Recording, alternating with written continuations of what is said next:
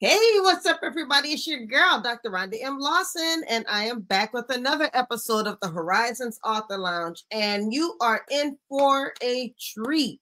So I have two good friends of Meet the World Image Solutions who are coming on tonight, but first I want to introduce you to Joseph Lewis. Now, he's been on the show before, and he had such a good time that he was ready to come back because he has a new book that he wants you all to know. And I also want you guys to make sure you pick up his first book because it's really, really interesting. And I'm just going to bring him on stage so he can tell you a bit more about what he does. And so just please help me welcome Mr. Joseph Lewis. Hello. Hello. And thank you so much for having me again. Oh, it is my pleasure. Thank you for coming back. Anytime, I told you before, anytime you want to come to the Horizons Author Lounge, the offer is open. So I'm really glad that you took me up on that. Thank you. So you have a new book. And I do. Well, you have a new book. Well, before we jump to the new book, can we remind the audience about your last book? Because I believe it was the travel guide that we were discussing. It was the what? Wasn't it the travel guide? No. I think the previous book must have been either fan mail or it must have been Blaze In, Blaze Out. It was fan mail, but we also talked a little bit about the travel guide too, didn't we? Travel guide? I don't think so. Oh, okay, but maybe I have that one mixed up with something else. But no, we did talk about fan mail. I do remember that. So let's talk about that one. Fan mail was originally it was my way of letting the readers know about my fictional family, the 7 adopted boys, and 2 of them were in a band receiving some fan mail. They ignored it being boys. They just ignored it. And the fan became a stalker who became rather deadly and threatened to tear this whole family apart. And a 16-year-old boy decided that it was too important. The family was too important for that to happen. And he literally puts his life on the line to save his family. That is scary. It was. This has been a real popular one. Barnes & Noble, my local store, has been pushing it like crazy. The person who books the author events, she has read it. And every time I'm there, if she happens to stop by the table when I have people looking at my books, she pitches that book like crazy because she just loves it.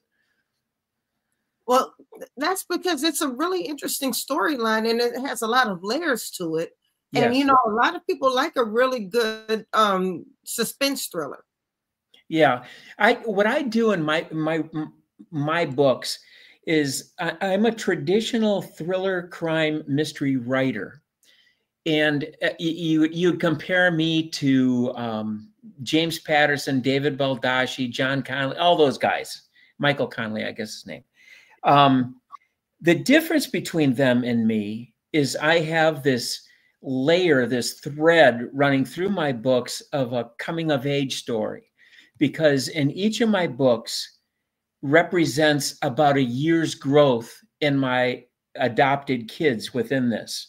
Mm-hmm. And what I really like about my current book, Black Yé'ii, is that it really shows the maturity and the strength of character towards the very end of the book in a very telling scene. It really shows how much they have grown throughout their journey with me through the last 10 books. Is the new book? Are you continuing any of the characters? Yes, they're all in it. Oh, all of the characters appear in every book. I might spotlight 2 or 3 different ones. This is considered to be a kind of a supernatural book in that Black Yé'ii is a Navajo spiritual deity.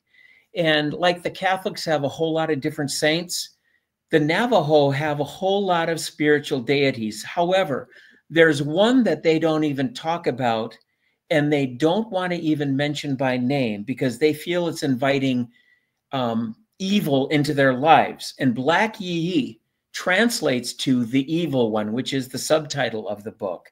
And you can see from the beginning of the book to the very end of the book how evil takes over certain characters, and yet how good will survive and do away with the evil they are faced with. And that's really the story of my fictional 7 brothers. You know what's interesting, as you were talking and describing your characters, it reminded me, I don't know if you've seen this new movie, Sinners, it was just released. Oh, you did see it. So yeah. One of the most captivating characters in the movie, from what I've seen so far, is the Native American who came to warn the people not to let this man into your house. We never saw them again, but as we're watching the movie, our minds kept going back to these Native Americans. And after the movie ended, I told my boyfriend, I was like, man, I was waiting for the natives to come back and save the day, and they didn't. And then I saw a TikTok video where they were saying, well, you know, they knew what was happening and they tried to warn them, but they didn't listen. So they said, all right, you guys just enjoy life. Yeah. There's a series right now on Prime Video called Dark Wind. And that really takes place. It comes from a Tony Hillerman book. And his 2 main characters were Lieutenant Joe Leaphorn and an officer, Jim Chee. And they are confronted in this particular episode. They are dealing with evil. And he calls it a monster. And I can't even pronounce the Navajo name of it. But basically, at the end, Leaphorn turns to Chee and said, it's not a monster, it's a man. And I think what happens especially in my book, this evil is personified in several of the characters. And like I said, towards the end of the book, I didn't know I was writing this as it came out. But it turns out that my 7 characters are faced with this evil character at a place where traditionally is a lot of fun, relaxation, a lot of peace, serenity. Right. And because this character appears and they know it's deadly, you see the boys who are transformed and they become the protection. They want to do away with this evil. And I think whenever a writer writes about good versus evil, and you have that in several books, The Stand by Stephen King. You have that in Lord of the Flies by William Golding. What happens is it's not so much the battle between good and evil, but it's how the characters themselves respond to the evil or the goodness. And there's I don't remember who it was that coined the phrase that within us there are 2 wolves, good and evil. Yeah. And the one who is the strongest is the one you feed the most of. And I think one of my Navajo characters, George, he actually tells his brother this. And they have this conversation at a very peaceful lake up north, away from the chaos. And they talk about Black Yé'ii and the influence of how they don't talk about it. They don't mention the name because it just infiltrates the entire person. And you actually see that throughout the writing of the book, Black Yé'ii. Wow. So you've done a lot of research on this, I can tell. Oh, had to. In order to tell the story correctly and authentically, I reached out to the Navajo Nation in northeastern Arizona, spoke with people at the museum, a wonderful lady by the name of Brenda Hatt, who's Navajo herself, helped me with pronunciations, spellings, different meanings, and things like that. And so, you know, I wanted to make sure that somebody is not reading my book saying, "Oh, wait, this is not going to happen." You know, right. That's death to any writer. And so I want to make sure that whenever I write, It's going to be authentic. It's going to reach the soul and the heart of the reader. And I'm also believe that after the book is written and it's published, it ceases to be mine. It's no longer mine. It becomes the reader's book, because the reader reads it and inserts his or her own thinking, experiences, what they're going through right now, what they had gone through in the past. It becomes their book. And that's really what I really believe. And what's nice is, you know, people have really glommed on to my particular writing. They really like the kids. They really like the cops who are involved, and the cops are recurring. And the cover, actually by David King and Black Rose Writing, it depicts how this evil encompasses an individual. I mean, he nailed this cover, and it really comes through in the meaning of the book. Yeah, the cover is scary in itself. It's like an entirely different story just looking at the cover. Yes. In fact, I can't tell you how many books I've sold just based on the cover. They will look at it, walk away, come back and stare at it and say, what is this book about? And I tell them that it's way back in one of my books called Caught in a Web. At the end of the book, in order to save 4 individuals, a story was concocted by law enforcement of how 4 MS-13 gang members died in this house. If the truth were told, MS-13 would jump right back in and make sure that they would exact revenge and send a message, as messy as they are. And they are such an evil gang. Yes. It's throughout the country. But what happens is a secret is only a secret if nobody talks about it, right? Somebody said something, and so now MS-13 is back in town, and 2 people are dead, and they're gunning for 2 others. And that's the storyline, the main storyline in Black Yé'ii. Cops have to find out who's in town, who they're going to go after, and they have to put some sort of protection in place for the 2 other individuals who are in that house. Wow, there's a lot going on in this story. It's now, how long is this book? It's about it's under 400 pages.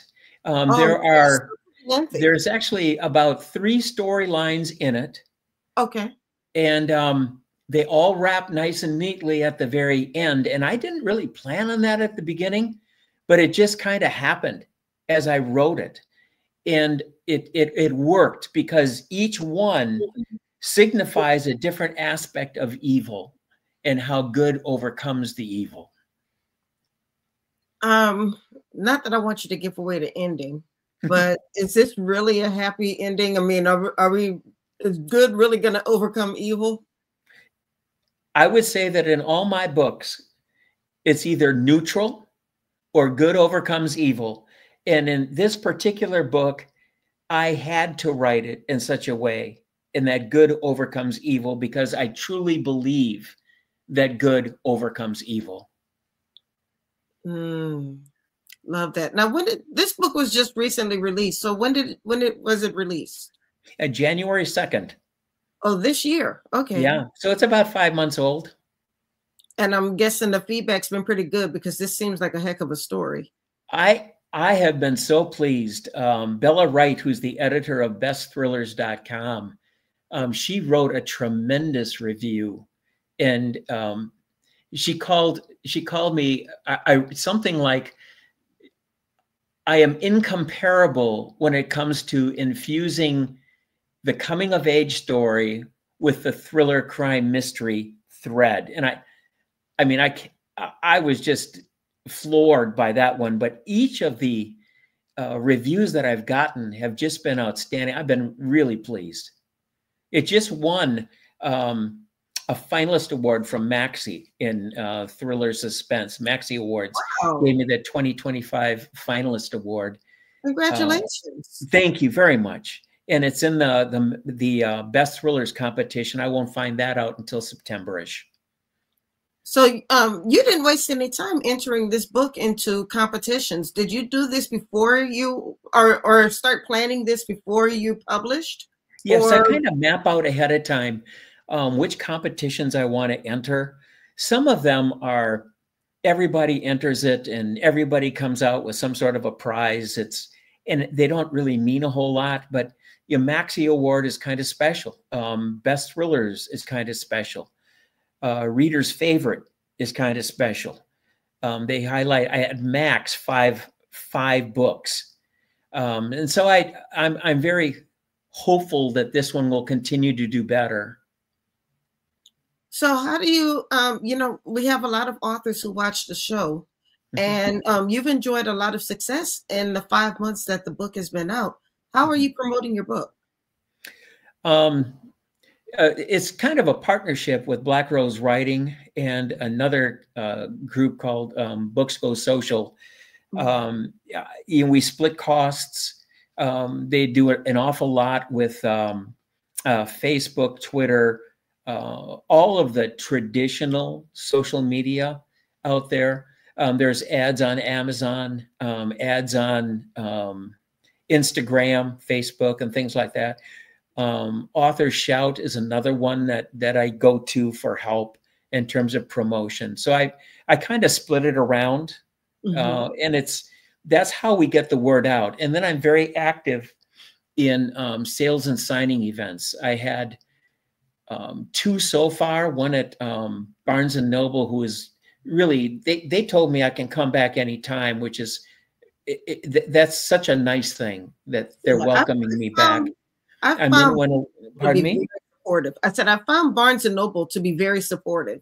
Oh, yeah. I've never gone to a Barnes & Noble where they didn't support the author when they came in. Yeah, they've been really good to me. And then I'm in a local artist fest, it's called a Local Authors Festival on the 24th of this month. On July 4th in downtown Fredericksburg is a huge event. Nice. Fredericksburg Craft Fair. And there's a couple of us authors that are going to be down there. And then there's the Fredericksburg Independent Book Festival in October that takes place. And there'll be, I want to say 60 some authors there that are going to be present. And so it's just to be able to rub elbows and exchange ideas. And I love meeting people. And I love it when people come by and ask questions. They always ask really good ones. And a couple of them stump me, but that's all right. I'd rather have that than people just walking on by, waving and as they go.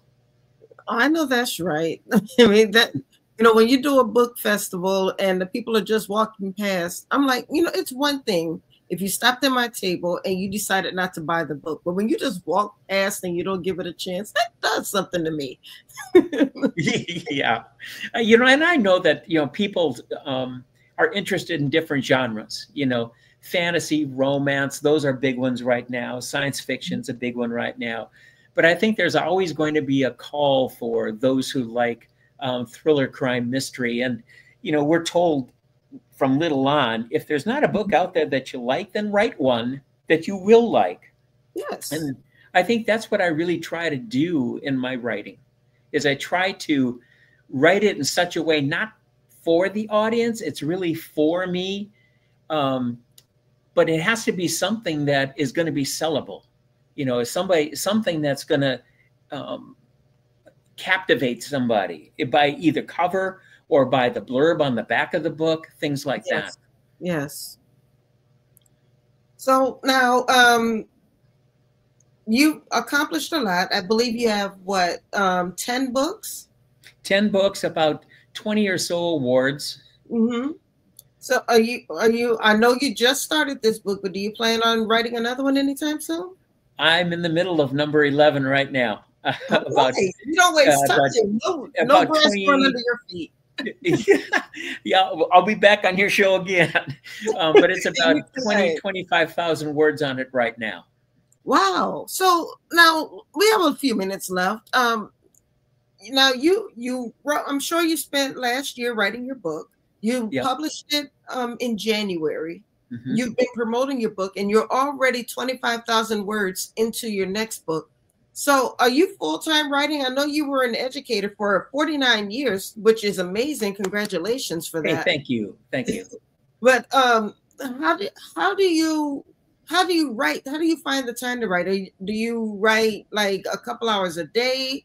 I usually tell my clients to try to put in at least 20 minutes of uninterrupted writing, and then try to do that each day. You're going to get it done. And even if you only get a couple of paragraphs, that's more than you got yesterday. That's right, right? Yes. Mm-hmm. You know, you don't move unless you take a step. Exactly.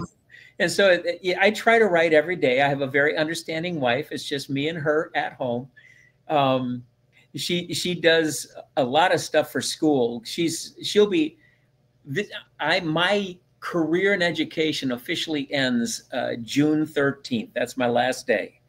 And from then on, I'll be doing some subbing as an administrator or subbing as a counselor, but it's not going to be the day-to-day that like I am now. So I will have plenty of time to do my writing. But basically, I carve out from a half hour to an hour. And sometimes if I'm really into the chapter, I write about an hour and a half, 2 hours. And I always start with the same thing. I read what I wrote the night before, and it does two things for me. The first thing it does, it allows me to do some edits, some quick edits. I change some of the characters. I change some of the wording around. I might even change some of the action. But the second part is really the most important, and that is it puts me in the mind and the place of where I want to go right now in the writing. So that's why it's been my system ever since I started writing in 2014, 2013. And it has worked well for me. I think we have similar writing styles in that respect, because that's what I like to do too. When I get ready to write, I want to look at what I wrote before, because what it also does is it helps me to keep the characters consistent. Maybe I forgot that they were sitting in a restaurant, and then all of a sudden I teleported them to their homes. Right. You know? I had one passage where the forensic scientist was not even in the scene at all, and all of a sudden he appears saying, "Hey, this is what I found." And I'm thinking, well, where in the hell did he come from? And so I had to go back and I had to fix that one up. So rereading it really does help. Absolutely, I love that. So I'm glad that we see on that. Mm-hmm. So how you said you usually write for about an hour and a half? Yes, ma'am. Okay. Now does that include all writing, or does that include maybe some research or your review time as well? What I do is I kind of put it all in one. I try to purely write for at least an hour and a half. And there are sometimes during the day I might reach out and do some research and things like that, and they'll get back to me at their leisure. And that helps. But generally, I write purely about an hour and a half a day. That's good. That's dedication. Do you ever write when you just don't feel like writing? Absolutely. I write when I'm sick as well. Wow. But for me, it's if I don't write, I feel empty. I feel like I haven't really accomplished something. Writing for me is something that I just love to do. I love to sit down. I love to create.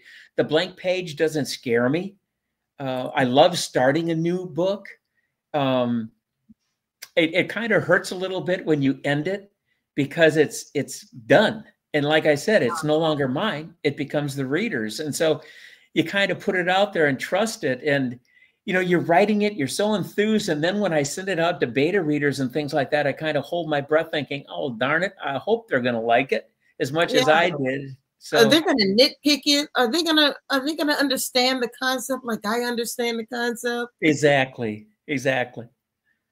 Well, obviously you've done pretty well, because the book is doing very well, and I congratulate you on that. Thank you. I'd like to show it again. I know we only have a couple of minutes left, but I want to make sure that the viewers get a chance to see the book cover. There we go. Yeah. Okay.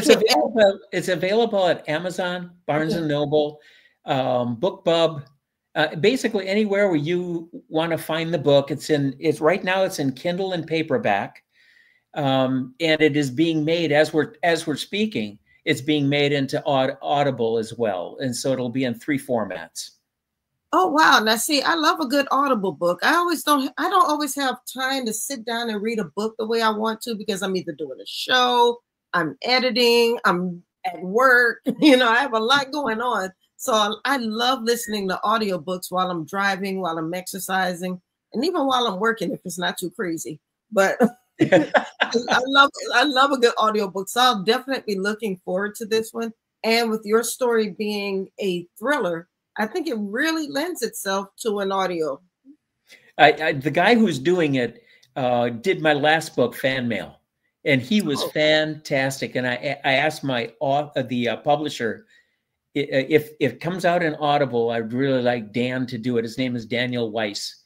And Daniel just does a heck of a job. And so I'm looking forward to his version of Black Yé'ii. Okay, this should be fun. I'm going to be looking forward to it. Awesome. Thank you so much. Oh, no problem. No problem. Now, last question. I know we're almost right at time, but do we have to read your books in order to understand the gist of the story? The answer is yes and no. The first 4 books that I wrote were the prequel and 3 books of a trilogy. It's called the Lives Trilogy: Taking Lives, Stolen Lives, Shattered Lives, and Splintered Lives. But from then on, Caught in a Web through Black Yé'ii, those are written as standalones. If you want to get the full flow of the characters and how they develop, how they mature, how they grow, it would be best to either start with the trilogy or start with Caught in a Web and then move forward. But you certainly don't have to do that. I've had people just jump in on Black Yé'ii or Fan Mail, and they don't get lost. They don't get frightened. They don't get scared away. And so they can, either way is just fine. Awesome. Awesome. Well, once again, Mr. Joseph, thank you so much for joining me tonight and being a part of the Horizons Author Lounge. Congratulations on 49 great years as an educator and your upcoming retirement. Congratulations on your 10th book and the success that it's your book has actually enjoyed more success in these 5 months than many authors see in a lifetime of their book, which is amazing. So congratulations on that. And thank you for sharing some of your tips on how you get your book out there. Hey, thank you so much. I'm humbled by the success. I'm not satisfied with it. I want to continue to grow. And I think that's really important that we do that as writers or as people. You continue to grow. You never stop learning. Absolutely. Well, you enjoy your evening. May God continue to bless you. And I'll see you when that 11th book is out so we can get you back on the show. Hey, thank you so much for having me. I really appreciate it. Thank you. Have a great night. You too. Bye now. Bye. All right. That was Mr. Joseph Lewis. He is the author of the Black Yé'ii. Hope I'm saying it correctly, but I'm looking forward to. I don't know. I'm kind of torn because see, I love a good audiobook, but I think I might want to read this one instead. So I'm excited either way. But I'm also excited because the members of the Right to Win writers community are coming. They are. I've had just a few join this week. I'm looking forward to more joining next week. But if you are not a member of the Right to Win writers community, I have no idea what's going on. This is it is a paid community. Everything can't be free, y'all.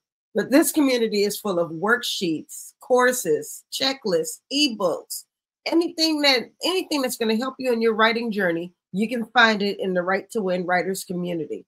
So if you have your phones, go ahead and scan that QR code so you can find information on it. Or you can just type underneath game, type in the comments game, and not only will I get you the link to the community, but I will also give you a link to my new book, Mastering the Game, 100 Insider Secrets to the Literary Industry. This book is packed with great information on how you can help your writing journey. And it gives you not only information and insider secrets, but I also give you a lot of action tips or action points that you can take right now to help you achieve some of the goals that you're going to find in this book. And if you make it to the end of the book, there is a special gift. And I'm not going to tell you what the gift is. Just know that there's some special gifts. So I want to make sure you guys are a part of it. We have so much going on. And then here's the last reminder before I bring on our next guest.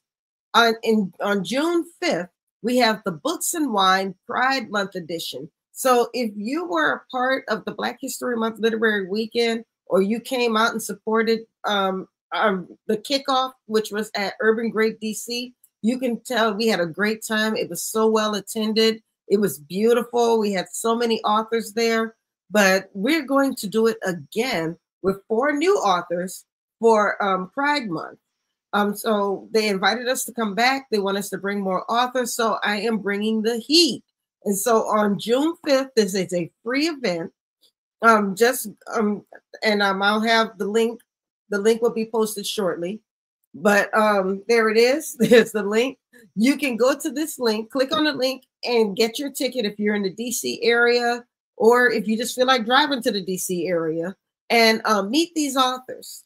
And if you see the young lady in the left corner, if she looks a little bit like me, she does, because that is my daughter who is going to be unveiling her first poetry book. And I'm so excited and so very proud of her. So I want you guys to come out and support her, support all of these authors, but make sure you congratulate Beautiful on writing her very first poetry book. And the poetry is so deeply personal.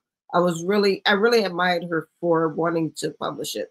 So without any further ado, I'm going to bring on my next guest, Miss Cherrie Woods. Oh my goodness, she didn't change the look. Hey, I see you. Gotta change up sometimes. I like it. It's cute. Thank you.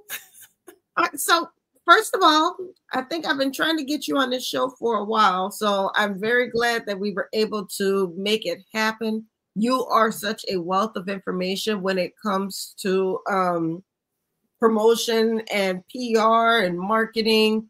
And we're trying to do some things. So we're going to be talking not just tonight, but we're going to be talking soon. But I'm saying all of this, but I want you to go ahead and introduce yourself to the people. Tell them who you are. Hi, I'm Cherrie Woods with the new hair. I have been in public relations, marketing, community outreach professionally for about 25 years. And specifically in book publicity, for about 8 years. I guess this is going on 9 years. And not only do I work with individual authors, I've worked with over 100 individual authors, but I also do workshops, PR workshops for authors. And I've presented those workshops at conferences, book festivals, professional associations, like the Maryland Writers Association, Black Writers Guild. So I've been around a while. And I also have written a PR book or a guide called Where Do I Start? 10 PR Questions and Answers for Self-Published Authors, because I really started out mostly working with self-published authors or hybrid published authors. But interestingly enough, in the last few years, traditionally published authors are also hiring me because, as we know, with the big book explosion, a lot of even the bigger companies just don't have the funds to do promotion, PR marketing for even authors who've been traditionally published. So I think that's they need additional help. I think that's a really big misconception when it comes to getting traditionally published. So many self-published authors think that, and when they get a publisher, they can just lean back and wait for the royalties to come in. I'm good now. I'm published, but they don't realize, and the publishing companies have changed. Even when I first became an author 20 years ago, there were certain authors who were getting they were getting their publishers to pay for tours, and they were getting all of this publicity. Their publishers were making push cards and everything for them. that budget has been cut. Definitely. And one thing is that if you do get signed with a publisher, they want to know what you've been able to do on your own.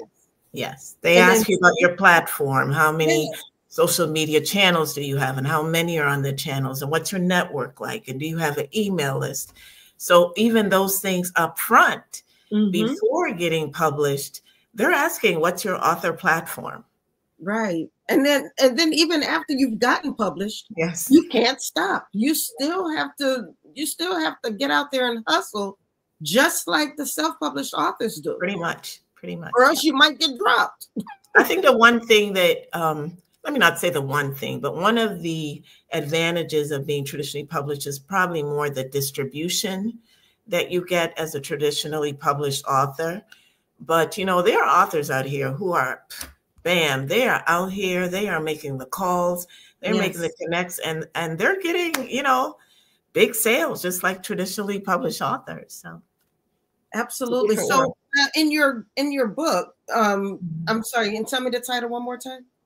Where do I start? 10 PR questions and answers to guide self-published authors. Long name.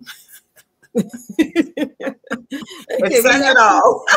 We have the link up right here, so you can click on this book. I'm going to be clicking on this book myself, because even though I've been in the game for quite a while, like I said, things are constantly changing. So I think that's a lesson for everybody. You might have been doing this for a while. You might be a good author. You might be a great writer, but there's always something that you can learn, or something that you can even remind yourself of. So I'm looking forward to reading this, because there are a few things that I want to remind myself of. Yeah, and even I have to read it sometimes, and I'm actually probably later this year putting out a second edition, just to update some of the changes. I mean, there's so many things that have happened and are happening now that authors need to be aware of. So I'm going to be actually doing a second edition later this year. Okay. Yeah. Well, tell me like one or two of the reminders that you have in the book that people should be aware of. So just things like, I think the biggest thing for me, even when I get clients now, is starting with that basic question: why did you write your book? Yes. And I ask that because many authors, some research has pretty much shown that authors write books for 3 reasons. One, just because they have something to say, or maybe they want to leave a legacy, because many of my clients are retired and it's something that they've always wanted to do. They want to leave a legacy. And so you'll see a lot of those authors sometimes writing a memoir, something to leave for their children, something to say they were here. So that's a legacy, or they just have always wanted to share some important information with the world. And then a second reason is you're just a really good writer. You're passionate about being an author. That's something you've wanted your whole life. You want to be traditionally published, and you're putting in the time, and you're taking the classes, and you're really learning the craft. And then third is you want to establish your brand. So you're out here doing your thing, and you know what? Let's face it, having a book out is going to add to my brand. It's going to give me more credibility. It's going to make people take me more seriously. And it does. And so this book is just another spoke in the wheel in your whole brand and your business. So those are 3 top reasons. What happens sometimes is the author who says, you know what, I just want to have something to say, and I want to get this book out. I don't care if I sell a lot of books. I'm not trying to be famous. And then because they have this great network, they sell up to like 250 books. And then everyone starts telling them, oh my God, you're great. You need to make this book into a business. Maybe you could win awards. You could blow up. This could be your source of income. That's a challenge, because the book that they published with just something to say, or, you know, I just want to do this, may not be the same book that could be their source of income, because they didn't necessarily, usually self-published, they didn't necessarily follow the steps that makes a book a source of income. So that's one of the challenges that some authors have when they come to work with me. You got to take that book apart. Maybe it wasn't professionally edited. The book cover is not following the trend for that genre. Sometimes they don't even know the genre they've written in. So there's a whole trend for that genre. Exactly. So now we've got to make that book a source of income. And so Yes. that's where my doctoring skills and my team comes in, because we're essentially doing over the book. Well, I don't know if you saw that comment that we just flashed on the screen. He said his retirement plan is publishing a book, Yes. but after the book is not out now, it's changed 360 degrees. So yeah, sometimes your why changes. You know, maybe you said, I don't care how many books I sell, and then you sell a bunch of books, like, wait a minute, I might be able to make it. This could be big. This could be a source of income. And that happens a lot. And then the frustration kicks in because they're realizing, wait, I've kind of plateaued at that 250 books. And it's all people that I knew. How do I get past that? How do I get past that number? Now, with that being said, something else I've seen a lot in the author community, they get upset because they don't feel that they have the support of their friends and family. But if you've written one book, maybe two books, and your family has already bought that book, they don't know what else to do. They can't keep buying the book. Right. And also, not all our family members are readers. And so not all of our family members are going to be our target audience. Exactly. They may not even enjoy your genre. They're buying that book more to support you. My friend wrote that book, or my dad or my aunt, but that's not the genre they necessarily read. And so that's why another step is really knowing who your target reader is. Yes. So that you're not wasting your time. And people will say, I want everyone to read my book. Everybody is not your target audience. It's not going to happen. There's about 4 million books being published every year right now. About 3 million of those are self-published or hybrid published. It's got a large playing field. So not everyone's going to read your book. So who is most likely to read your book? And there's so much research done on that. And if you pay attention to other authors in your genre, first of all, know your genre and look at the traditionally published authors who write in your genre and see who's reading those books. And that's probably your audience as well, or your reader base as well. Now, when you speak of genre, I think also we can't just say that. I know. Fiction. What is a genre? Yeah. So high level, there are 3 genres: fiction, nonfiction, and poetry. I happen to be a poet as well. And now here's the challenge. Under those genres, there's subgenres. So obviously under fiction, there can be mystery, romance, sci-fi, fantasy, a whole number of subgenres. Under nonfiction, could be self-help, business, memoirs, a whole bunch. But you've got to understand which genre you're under and which subgenre, because it helps you identify your reader base. And I'll just say, when you're in the book world, I had to learn all of the terms, and I'm still learning. It's important to be able to talk the talk, particularly when you're out there networking with other authors, because we don't know who the author beside us at a vending event is. And, you know, they might be able to get you into a bookstore because they have some contacts, and they might say, well, what's your genre? Or they connect with a bookstore, and the bookstore says, oh, tell us about your genre, who you think your target readers are, to help them decide if they want to bring your book into the store. And you have no clue. That's not an option. So do your research. Everybody's your reader. You've got to be knowledgeable about the business side of being an author. And that includes the language. Now, working with authors, well, I know you said you used to work primarily with self-published authors. Do you only work with authors, or do you work with small business owners, nonprofits? Well, it's interesting because, you know, I'm a PR professional. So during the run of my career, outside of working in jobs at like museums and the government and public markets, I've also worked with small businesses, boutique owners. I've worked with visual artists. I've worked with other creatives, musician. I had a jazz musician client. So I work with all creatives, small businesses, small nonprofits. That sounds fun. But I would say that I intentionally want to work with smaller businesses, nonprofits, or individuals, because those are the talent base that often does not have access to someone like me. Let's face it, most publicists are going to go for the bigger names because there's big money there. And I'm not saying that I don't want to make some money, but my personal goal is to help those clients who typically have not worked with a PR person. And so that's why I also have the workshops. And when you work with me, it's part education, part publicity, and we partner because you don't have the big bucks to pay me, you know, $10,000 a month, much as that would be great. And maybe I could get clients like that. But typically, I'm going to be your first stop forever working with a publicist. I'm very aware of that. And I'm very committed to that. So, what is something that an author, or let's say a prospective client, should understand about working with a publicist? Or should understand. Okay. Well, let me ask the question differently. Okay. All right. Name one thing that people often misunderstand about having a publicist, and then you can go from there. Okay. First of all, a lot of people do not understand what a publicist does.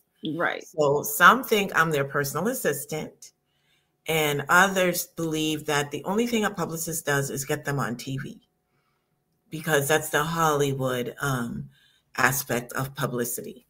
But I think what most, I'll say authors, since this is more an author-related show, most authors don't understand is even to get to the point of being able to be interviewed by a television station, there's so much to prepare in advance. So let me talk quickly about, most authors don't have the basic, what I call Author PR Toolkit. And that is a high resolution headshot, high resolution book cover. Not a bathroom selfie. Right, a book cover. Your back cover blurb or synopsis that's really, really good. That's, you know, around 150 to 200 words. And your bio, a professional bio, typically written in third person. That's your Author PR Toolkit. Most authors don't have that, and what they do have isn't a professional PR toolkit. So right away, we need to start there. We need to start from the basics. It's like your makeup bag for a woman or for a guy, just your tool or your toolkit at home. You have to have the basic tools to even begin the process of being ready to be interviewed by, whether it's a magazine, a newspaper, a podcast, a TV station. You got to be ready. And a lot of people don't have that. One thing I'm working on for myself is a sizzle reel. Because what I found is when I was pitching clients to bigger name talk shows, the first thing that they would ask for is not just the one sheet. Normally that was the first thing they would ask for, but then they would also ask for a highlight reel of past interviews or past shows or things like that. So that's something that I'm working on for myself, and that's a little bit higher level. But if you at least have a one sheet and or a media kit, that shows that you mean business. You can't just throw this stuff together when they ask for it. You need to have that ready. And so oftentimes, again, working with me, because I am usually the first PR person, that's the level of clientele I work with, or a little higher. My first goal is usually to get them like on a morning show. Yes. And morning shows are always looking for, you know, storylines, and you have to pitch the right storyline. But that oftentimes it's a good training ground for your first TV spot. They're usually, about 3 minutes. And it's a good opportunity for the client to then see themselves on TV, but I train them for that. So the great thing about working with someone like me is because I had to do this professionally. I had to train CEOs and directors and get them ready for the press. And at times I've had to be the spokesperson. So I'm very comfortable in a TV studio or a radio studio. I know how to write the talking points.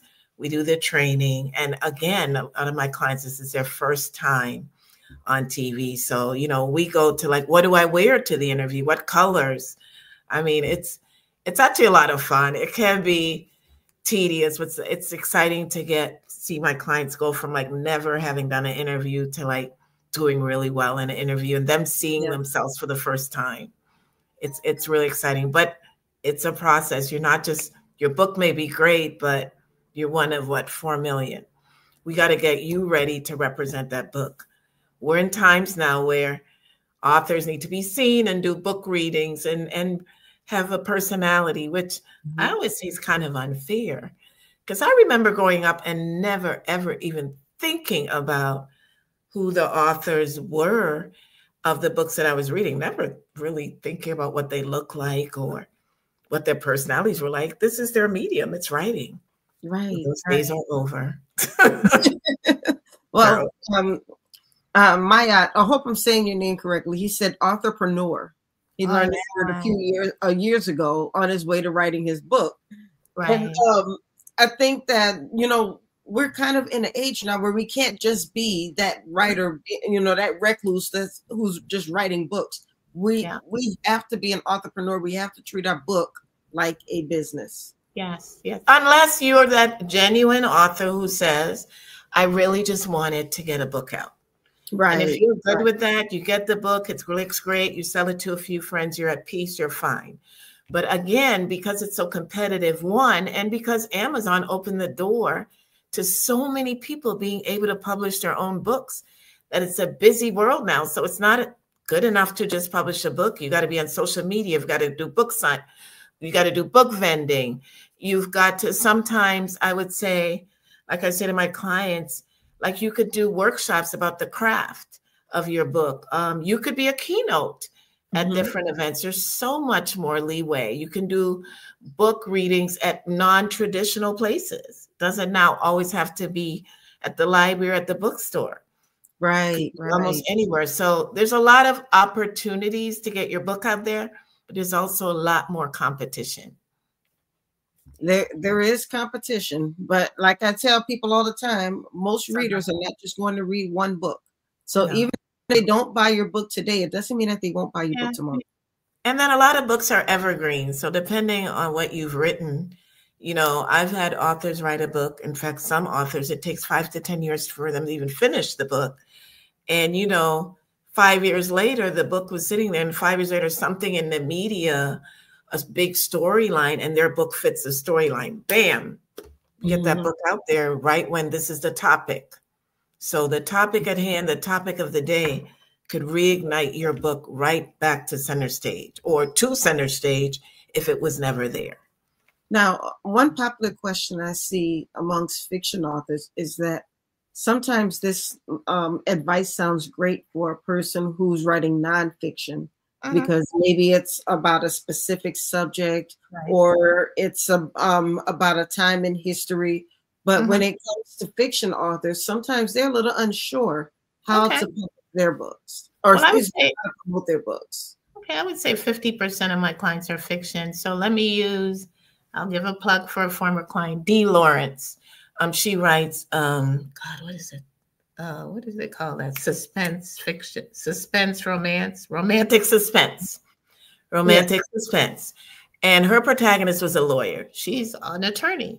Her book was set in Baltimore, and it was about several crimes.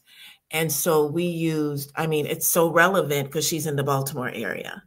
So it's fiction, but she's actually an attorney. She's in writing organizations like Sisters in Crime and other organizations. So her story was so easy actually for me to pitch, because she's a prosecutor writing about a protagonist who's a prosecutor. The story's set in Baltimore. She used scenery in Baltimore. So even if it was a work of fiction, it was so relevant to the local press that we got coverage because it was set here. So the relevancy of her subject matter made her book an easy pitch to the author, to the TV channels in Baltimore. So you're fiction, but I have a new client out of Silver Spring, and the themes in her fiction book, her protagonist has MS. This is National MS Month. Yes. Her protagonist is taking care of an elder parent. I think, I'm not sure when it's National Elder Care Month. There are themes of strong friendship between her and her high school girlfriend, and how their friendship got broken and they're bringing it back together. Those are themes of strong friendships between women. That's a theme. These are all themes in a fiction book that resonate and can be pitched to media that, like women's magazines, friendship between women, MS. There's a medical aspect of this protagonist living with MS. So even if your book is fiction, you look at the themes within your book and they're real life. You're writing about real life. So you need to have someone look at that book and look at the themes that will resonate in order to get a wider audience.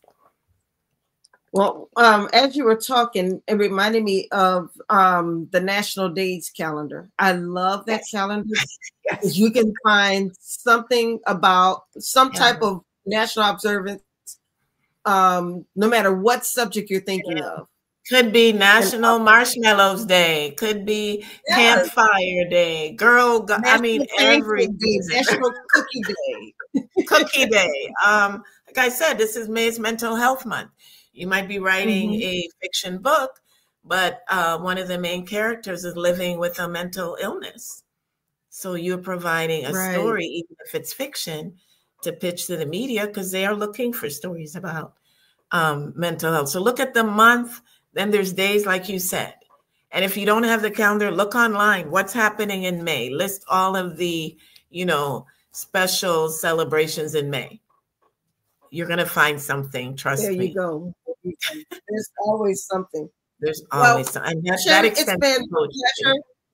Oh, wow. Are we done? It's been a pleasure talking with you. Yes, we are done. It's actually 8 o'clock already. But went really fast. You have a brand new website. Can I mention something? Sure. Okay. Yes, I am doing a promote your own book workshop tomorrow at 6:30. You can register on Eventbrite. I talk about everything in this workshop. It's about an hour and a half. There's time for questions. I'm only accepting 15 attendees. So it's a great workshop to attend, and I'll be doing future ones. It's promote your own book. It's my most popular workshop. Very well attended.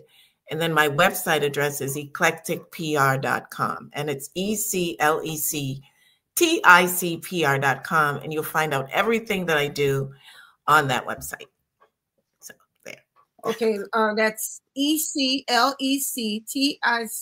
Okay, it's all, we have it up there.